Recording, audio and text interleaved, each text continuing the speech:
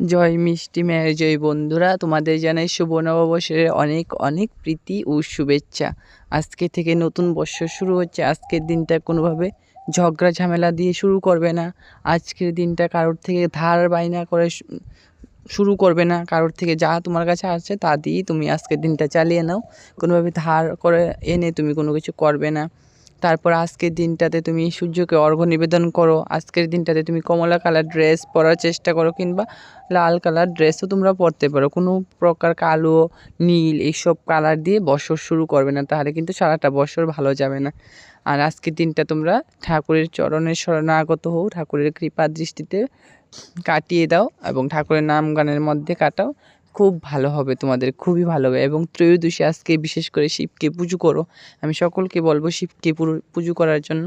তোমরা যাতে ভালো থাকো তার জন্যই তোমাদের সঙ্গে এই সমস্ত কিছু শেয়ার করা। আমার চ্যানেলটিতে নতুন হলে অবশ্যই